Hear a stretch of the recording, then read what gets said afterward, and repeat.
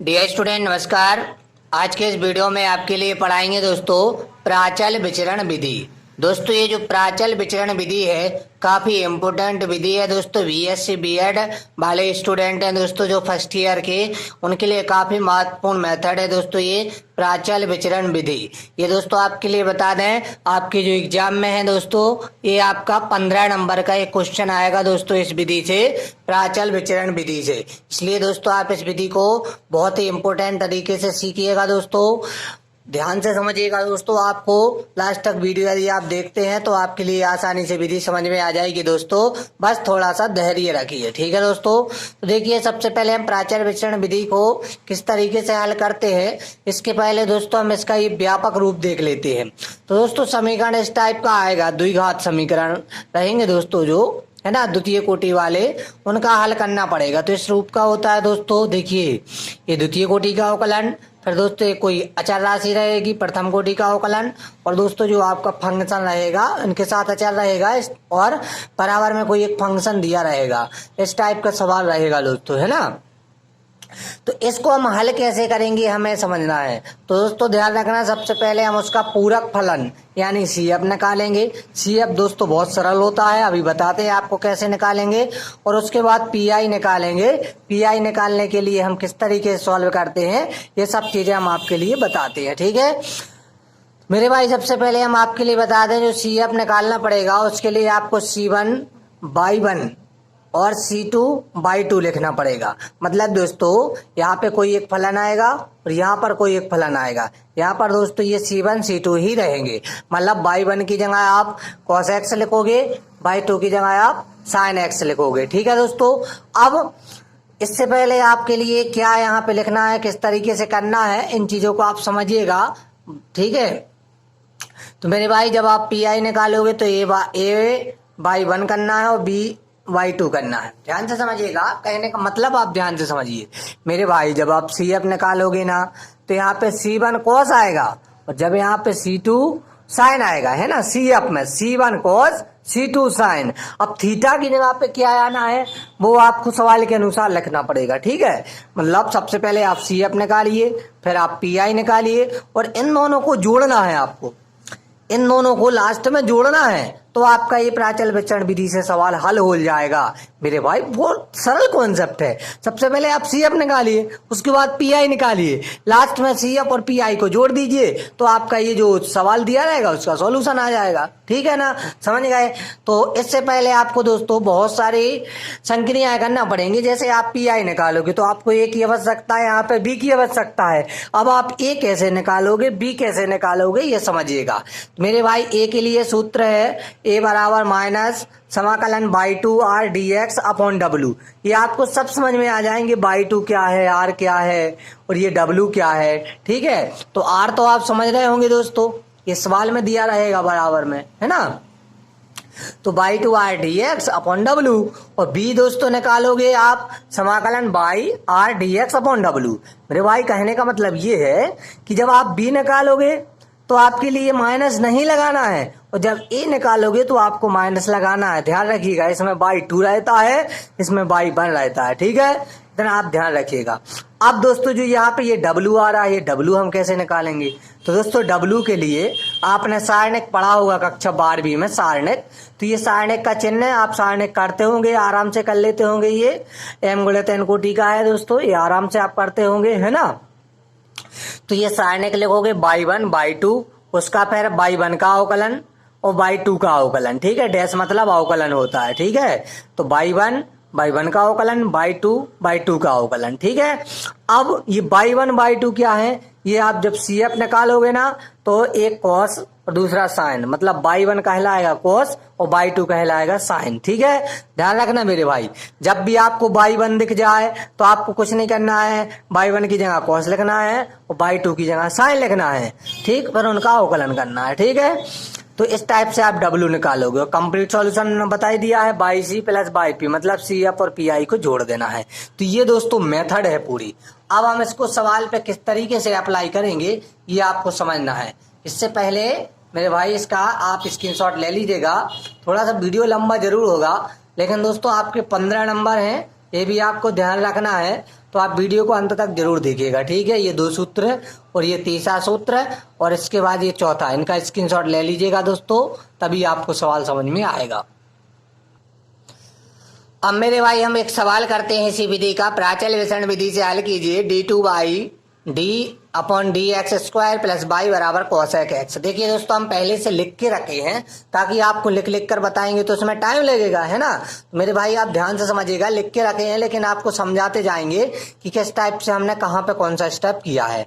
तो दोस्तों देखिए सवाल आया है, इससे पहले हमने आपके लिए रूप भी बताया था इसका, है ना। इसका रूप क्या बताया था दोस्तों, हमने अभी आपके लिए विधि में भी बताया था कि आपके लिए आएगा d2/dx² प्लस दोस्तों आपके लिए हमने बताया था a1dy/dx प्लस दोस्तों आपके लिए हमने बताया था a2y बराबर r, ठीक है ना। तो दोस्तों ये r है आपका, जो आपका ये cosec x दिया है ना दोस्तों, ये आपका क्या है, आपका ये r है, ठीक है मेरे भाई, क्या है ये आपका ये r है, ठीक। और ये y है आपका, और ये d2y है ना, d2 इंटू y/dx², ठीक है। तो इसको हम हल करते हैं। तो हल करने के लिए दोस्तों ध्यान रखना, थोड़ा सा पहले इसको सरल बनाएंगे, उसके बाद हम उसका पहले नंबर हमें क्या निकालना है दोस्तों, आपको मालूम होगा। तो दोस्तों क्या निकालना है आपको, सबसे पहले इसमें CF निकालना है और उसके बाद दोस्तों आपको ये PI निकालना है, ठीक है। तो CF के निकालने से पहले थोड़ी सी प्रोसेस होती है सवाल में, इसको ध्यान से देखिएगा। तो दोस्तों देखिए, सबसे पहले जहाँ पे आपका dx/dy/dx वहाँ पे d लिखिए। जब दोस्तों आप dx/d की जगह d लिखेंगे तो आपका क्या होगा, जब आपका ये d2/dx² होगा तो वहां पे d² होगा मेरे भाई। जब dy/dx बराबर d है तो d2/dx² बराबर d² नहीं होगा, है ना, समझ गए ना मेरे भाई। तो यहाँ पे जहाँ पे आप ये d2/dx² वहां पे आप d लिखेंगे, y की जगह y रहेगा, प्लस y की जगह y रहेगा, cosec x का cosec x रहेगा, ठीक है। तो देखिएगा यहाँ पे हमने लिख दिया मेरे भाई कि जहाँ पे d2 था तो यहाँ पे d² आ गया, इंटू y का इंटू y, प्लस का ये प्लस आ गया, y का ये y आ गया, और cosec x का cosec x आ गया।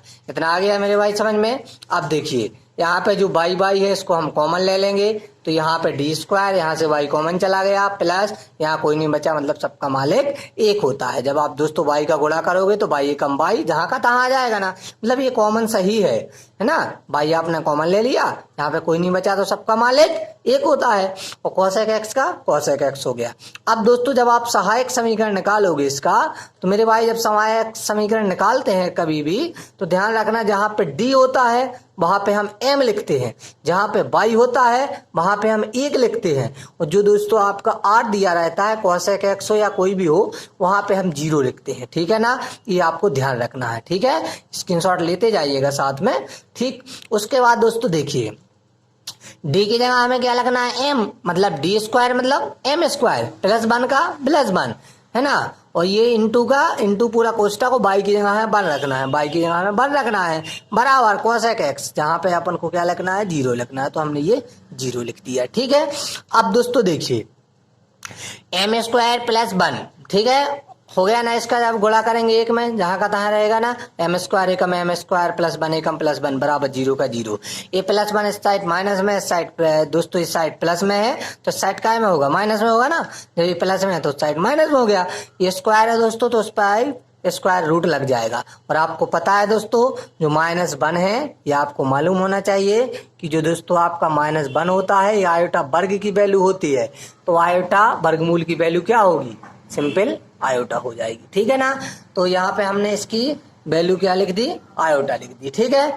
तो देखिए -1 का क्या लिख दिया, आयोटा, और +1 जब भी अंडर रूट के बाहर निकालते हैं तो प्लस माइनस दोनों के साइन होते हैं, तो m बराबर आ गया प्लस माइनस आयोटा, ठीक है मेरे भाई। अब हम निकालते हैं पूरक फलन। पूरक फलन मतलब CF, पूरक फलन मतलब दोस्तों CF कैसे निकालेंगे, ठीक है ना। तो हमने बताया था आपके लिए, यहाँ पर पहले ही बताया था कि CF जब भी निकालते हैं तो C1 आता है, तो C1 आएगा, और y1 मतलब cos। अब क्या लिखेंगे, देखिए जितना आपका आयोटा है, आयोटा केवल आया है ना, 1 आयोटा आया मतलब 1 लिख देंगे, मतलब C1 cos x हो जाएगा, और C2 यहाँ पे sin x हो जाएगा, ठीक है ना। तो ये आपका सहायक समीकरण के बाद CF हो जाएगा। मेरे भाई क्वेश्चन में थोड़ी सी मेहनत है, लेकिन आप धैर्य से समझोगे ना तो बिल्कुल सरल है ये क्वेश्चन, है ना। तो देखिए CF को मतलब बाई सी से भी दर्शा देते हैं, तो बाई सी या CF का ये बात एक ही है, बराबर C1 का C1, यहाँ पे हमने बाई 1 की जगह cos बताया था ना। अब देखिए आपके यदि 1 आयोटा आया था तो केवल x लिखोगे, 2 आयोटा आता तो 2x लिखते, 3 आयोटा आया था तो 3x लिखते। क्या कहा हमने, C1 की जगह तो C1 लिखना है, बाई 1 की जगह cos लिखना है, बाई 2 की जगह sin लिखना है, लेकिन जो थीटा है दोस्तों वो आपको आयोटा अनुसार लगाना है। यदि 1 आयोटा आता तो 1x लिखते, 2 आयोटा आया था तो 2x लिखते, यहाँ पे 1 आयोटा आया था ना तो cos x हो जाएगा, मतलब cos 1x, है ना, और sin 1x हो जाएगा। 1x मतलब x ही पढ़िए, तो CF क्या आ गया, C1 cos x plus C2 sin x। तो दोस्तों आपका जो पहला निकालना था आपको CF ये तो निकल गया। अब हमें निकालना है दोस्तों क्या, बाई पी या पी आई कहिए। तो दोस्तों जब भी पी आई निकालो आप तो ध्यान रखो C1 की जगह A लिख दो, C2 की जगह B लिख दो। C1 की जगह A लिख दो, C2 की जगह B लिख दो। C1 की जगह A लिख दिया तो ये cos x हो गया, प्लस C2 की जगह B लिख दिया तो ये B sin x हो गया। इसको दोस्तों हम समीकरण 1 मान लेंगे। अब दोस्तों देखिए जो cos x है क्या है, बाई 1 है, और sin x है दोस्तों आपका ये बाई 2 है, तो इसको आप समीकरण 2 मान लीजिए, ठीक है। अब देखिए दोस्तों यहाँ पर जो भी ए होता है, का हमने पहले आपको फार्मूला बताया था कि समाकलन माइनस समाकलन by 2 R upon W into D X, और बी का फार्मूला बताया था समाकलन by 1 into R upon W into D X. ये दोनों सवाल अभी बताए थे ना, दोनों सूत्र दोस्तों आपके लिए, दोनों फार्मूले बताए थे, है ना। और डब्ल्यू क्या होता है दोस्तों, बाई 1 बाई 2, बाई 1 का अवकलन और बाई 2 का अवकलन, ठीक है। ये सब चीजें हमने आपको बताई थी। तो बाई 1 की जगह हम cos x लिखेंगे, बाई 2 की जगह sin x लिखेंगे, और बाई 1 का अवकलन क्या होता है दोस्तों, cos x का माइनस sin x, और sin x का cos x होता है, ठीक है ना। यहाँ पे आपके लिए वैल्यू मालूम ही है दोस्तों, जो आपकी हमने बता दी है कि बाई 1 का मान cos x और बाई 2 का मान sin x। तो सिंपली आप इसको रख दीजिए, कोई दिक्कत नहीं है। बाई 1 की जगह cos x, बाई 2 की जगह sin x, और इसका अवकलन cos x का माइनस sin x, और दोस्तों जो आपका यहाँ पे sin x रहेगा उसका cos x हो जाएगा, ठीक है ना। इतना समझ में आ गया। तो देखिए डियर स्टूडेंट, जो आपके लिए बताया वही आया है ना, बाई 1 का मान cos x, बाई 2 का मान sin x, cos x का समाकलन अवकलन हो गया माइनस sin x, और sin x का हो गया cos x, ठीक है। अब दोस्तों आपने जो पढ़ा था दोस्तों, आपने कक्षा 12वीं में सारणिक, उसको हल करना सीखा होगा। इसका गुणा इससे और माइनस लगाते हो, इसका गुणा इससे, तो cos का गुणा cos से करोगे तो cos स्क्वायर x हो जाएगा, माइनस लगाओगे और एक माइनस पहले से है तो साइन का गुणा साइन में करोगे तो साइन स्क्वायर x हो जाएगा, और cos square x plus sine square x बराबर क्या होता है, 1 होता है। आपने सर्वसमीका पढ़ी होगी, साइन वर्ग थीटा प्लस cos वर्ग थीटा बराबर 1, या cos वर्ग थीटा प्लस साइन वर्ग थीटा बराबर 1। मतलब दोस्तों ये w का मान 1 आ गया। अब मेरे भाई जिसने सारणिक पढ़ा होगा, कक्षा 12वीं अच्छे से पढ़ी होगी, उसी के लिए यहाँ पे स्टेप समझ में आया होगा दोस्तों। और जिन्होंने नहीं पढ़ी है दोस्तों वो भी ध्यान से सुन लो। त्रियक गुणा करते हैं, बीच में माइनस लगाते हैं, है ना, और एक माइनस पहले से था इसलिए बीच में ये प्लस आ गया। तो आपको W का मान तो समझ में आ गया कि W का मान 1 रखेंगे। तो अब दोस्तों जो आपके ये सूत्र से ये दोस्तों इनको आप आसानी से हल कर लोगे। क्यों? क्योंकि आपको पता चल गया ना, बाई 2 का मान पता चल गया, R का चल गया, W का अभी निकाल लिया आपने, है ना। तो आसानी से कर लोगे ना इन दोनों को। तो देखिएगा इनको हम करवाते हैं। सबसे पहले दोस्तों हम A निकालते हैं। A के लिए क्या है, माइनस है, आपको पता है सूत्र में समाकलन R, और यहाँ पे बाई 2 का मान साइन x है, इंटू R का मान cos x है, स्टार्टिंग में ही बताया था आपको, है ना, अपॉन W का मान कितना आया दोस्तों, 1 आया, अभी बताया था ना हमने आपको, W का मान 1 आया है, इंटू dx। तो आप 1 का भाग दोगे जैसे, तो वही का वही होता है। कोई भी संख्या में यदि हम 1 का भाग देते हैं 0 को छोड़ के तो वही का वही होता है, ठीक है। अब दोस्तों देखिए cos x का फार्मूला क्या होता है, 1 sin x। आपने पढ़ा होगा कक्षा 10वीं में दोस्तों कि जो आपका ये cos x होता है, ये वाला cos x, ठीक है ना। तो आपको पता है कि जहां पे ये cos x होता है, इसका जो फार्मूला होता है ये होता है 1 sin x। क्या होता है दोस्तों, 1 sin x। तो cos x की जगह हम क्या लिखेंगे, 1 sin x, और sin x से sin x कट जाएगा, मतलब केवल dx बचेगा। मतलब दोस्तों माइनस का माइनस, तो यहाँ पे 1 dx या dx कह दो।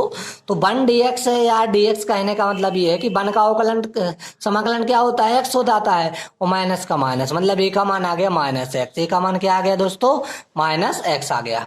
अब b निकालेंगे दोस्तों, तो बाई 1 का मान cos x था, और जो आपका r है उसका cos x था अपॉन 1 इंटू dx। अब दोस्तों 1 का गुणा भाग करोगे तो वही का वही आ जाएगा। और जो कोसेक एक्स है क्या होता है 1/sin x अभी बताया था।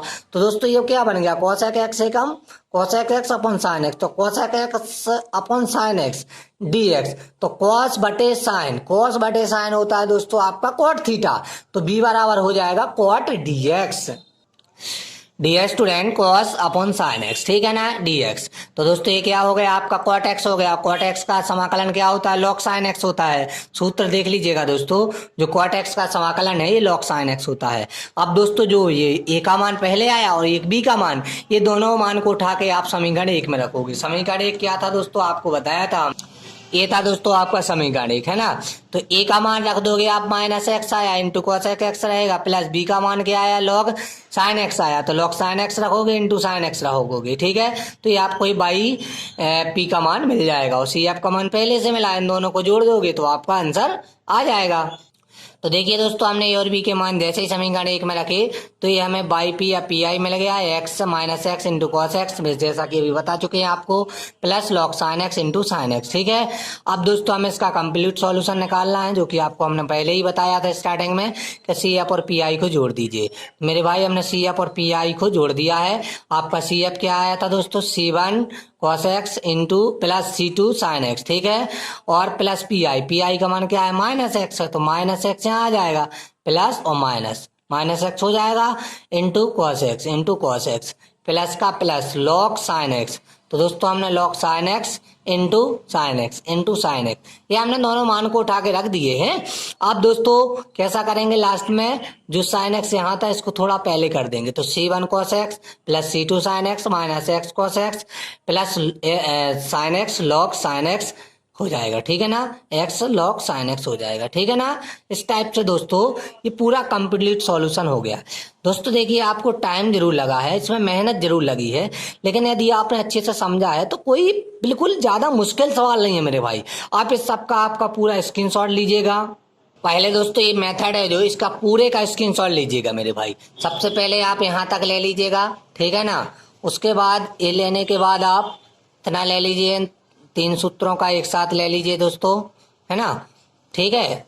और ये यहाँ पे कंप्लीट सॉल्यूशन का ले लीजिएगा। उसके बाद दोस्तों ये क्वेश्चन का लीजिएगा, सबसे पहले यहाँ पे यहाँ तक है ले लीजिएगा दोस्तों। उसके बाद ये पूरा यहाँ तक का ले लीजिएगा मेरे भाई, ठीक है, इतना आपने ले लिया होगा। इसके बाद दोस्तों ये यहाँ तक लीजिएगा, ठीक है। उसके बाद दोस्तों ये दोनों फार्मूले का है ना, उसके बाद ये इसका लीजिएगा। उसके बाद दोस्तों ये यहाँ पे W का मान बना गया है यहाँ तक, और ये दोनों एक A का मान, और ये दोस्तों यहाँ से ये B का मान, इसका ले लीजिएगा। उसके बाद दोस्तों देखिए ये आ गया है आपका log sin x, है ना। उसके बाद दोस्तों यहाँ पे और B के मान रखने के बाद ये दोस्तों आपका ये आ गया था PI, और PI के बाद दोस्तों यहाँ पे कंप्लीट सॉल्यूशन का स्क्रीनशॉट ले लीजिएगा। दोस्तों क्वेश्चन मेहनती है थोड़ा सा, दोस्तों हम आपके लिए बता रहे हैं कि क्वेश्चन थोड़ा सा मेहनती है, लेकिन आप ध्यान से समझिएगा दोस्तों, एक एक स्टेप समझिएगा। यदि आपको कोई डाउट होता है या समझ में नहीं आता तो आप कमेंट में बताइएगा कि कहाँ से आपको समझ में नहीं आया है। दोस्तों देखिए वीडियो थोड़ा सा बड़ा है, थकान वाला वीडियो मैं समझ सकता हूँ, क्योंकि बनाने में भी मुझे दोस्तों बहुत ज़्यादा मेहनत लगी है, ठीक है दोस्तों। लेकिन आलस नहीं करना है दोस्तों, जब हम बनाने में आलस नहीं करते हैं, आपको बताने में आलस नहीं करते, तो आपको लिखने में क्या आलस है। आप ध्यान से लिखिएगा, समझिएगा, आपको आसानी से 15 नंबर मिल जाएंगे, ठीक है मेरे भाई। 15 नंबर के लिए दोस्तों आप कुछ नहीं है, ये जो 20 मिनट का लगभग वीडियो बन रहा है दोस्तों, ये कुछ नहीं है 20 मिनट 15 नंबर के लिए। दोस्तों स्टूडेंट तो कुछ ऐसे होते हैं जो एक एक नंबर के क्वेश्चन के लिए भी 4-4 5-5 घंटे पढ़ते हैं। तो मेरे भाई ये तो 15 नंबर का क्वेश्चन है ना, इनको आप ध्यान से समझिएगा। और भी इम्पोर्टेंट क्वेश्चन है दोस्तों इसी विधि पे आधारित, उनको आपके लिए बताएंगे दोस्तों, तो आप उनको भी देखिएगा, उनको सॉल्व कीजिएगा, तभी दोस्तों आपके ये 15 नंबर कंप्लीट हो पाएंगे। तो दोस्तों वीडियो कैसा लगा, आपको हमारी मेहनत कैसी लगी, आप कमेंट में जरूर बताइएगा दोस्तों, ठीक है दोस्तों। चलते हैं फिर, मिलेंगे नेक्स्ट वीडियो में, जब तक के लिए जय हिंद जय भारत।